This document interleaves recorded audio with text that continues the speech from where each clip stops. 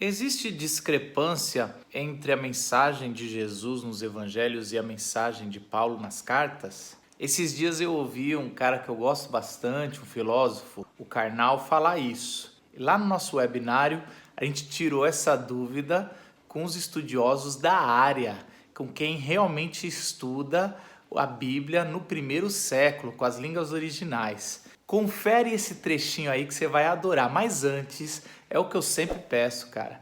Divulga os vídeos nossos, divulga o nosso canal, aperta o sininho, assina, já curte o vídeo agora, pare e curte o vídeo, porque assim você ajuda a divulgar o nosso ministério e o nosso canal, tá bom?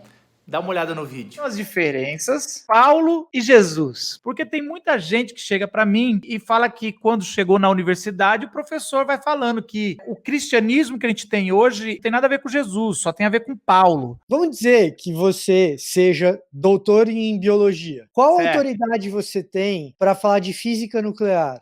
Nenhuma. Mas você é um acadêmico. O mundo dos estudos bíblicos, ele funciona de uma maneira similar a isso que eu acabei de descrever. Então, o que acontece? Mesmo que você seja doutor em teologia, não necessariamente você fala de diferença entre Jesus e Paulo como um acadêmico. O teu objeto de estudo, de pesquisa, se você está falando que uma crítica surge dentro da academia, implicitamente o que a gente está querendo dizer quando a gente diz isso é que alguém que tem como objeto de estudo Jesus e Paulo está encontrando discrepâncias entre as duas mensagens. Quando você pega um cara que é professor de história, mas objeto de estudo do cara é Revolução Francesa, e aí ele chega e fala, não, mas Jesus e Paulo...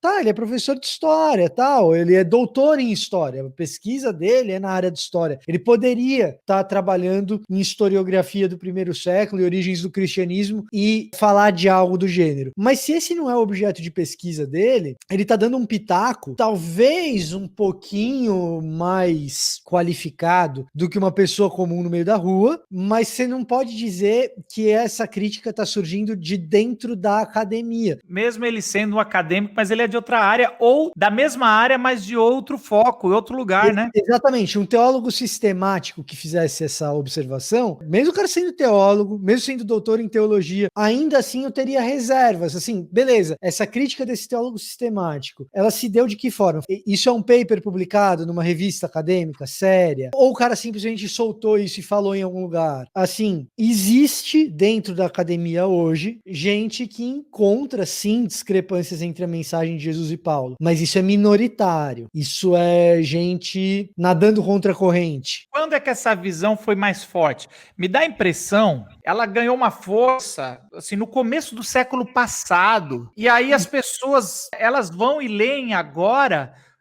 Eu brinco que são professores que dão palpite de super interessante. Discovery Channel. Discovery Channel. E aí pega de um século atrás coisa que já caiu, já levantou coisa até pior. Sim, Chegou sim. coisas muito mais embasadas. E o cara tá discutindo a primeira origem do Jesus histórico. É o seguinte, o que acontece é que no século XIX, essas divisões de objetos de pesquisa dentro das humanidades, elas eram menos bem delimitadas. Então, você tinha pessoas que apitavam em vários campos. O que acontece é que ao longo do século XX, cada um desses campos das ciências humanas foi ficando de tal maneira complexo que você vai tendo pessoas que são cada vez mais especialistas. Lá no século XIX, o que acontece? Tá todo mundo brincando. E aí tem essas coisas que um acadêmico de história, e o objeto de pesquisa dele não é Jesus histórico, vai lá apitar na brincadeira do Jesus histórico também. Você quer um bom exemplo disso, pra gente brincar de gente famosa? Quem leu o Capital sabe que o Capital foi escrito por Karl Marx e Friedrich Engels. O Engels é um cara que escreve muito sobre Bíblia, e ele se arrisca nessas áreas aí. Só que com um ferramental lá do século XIX. E aí ele cita muito um outro cara que ele estudou junto, que era da área da pesquisa do Jesus histórico, que se chama Ernest Renan, que também é lá do século XIX. Então eles dialogam muito entre si, o Engels e o Renan. Eu vi esses dias com muito menos propriedade o Karnal falar isso. E aí eu fiquei pensando, mano, você não é da tua área, por que você tá fazendo isso, mano? Não se queima. Um dos problemas dessa turma de ciências humanas de universidade brasileira é que eles muitas vezes vão falar desses assuntos recorrendo a esses referenciais que eles estudaram, mas que quando você fala do que está sendo pesquisado ensinado na academia hoje, isso é extremamente datado e tal. Quem popularizou essa dissidência entre Jesus e Paulo não foi ele que inventou, mas quem popularizou foi o Nietzsche. Só que o Nietzsche... Você ia falar que o Nietzsche não tinha essas ferramentas nenhuma dessas. Nietzsche não, e aí é um ponto. Nietzsche não tinha nem acesso a essas ferramentas, né? Nem mesmo que ele quisesse, na Mesmo época. sendo um cara brilhante Exato. no que escrevia, não tinha nem acesso, não dá nem para acusá-los, né? Ah, você tá dando Não. pitaco, diferente de um cara de hoje. Isso, o que você pode acusar é um intelectual atual querer arbitrar sobre esse tipo de assunto baseado em Nietzsche.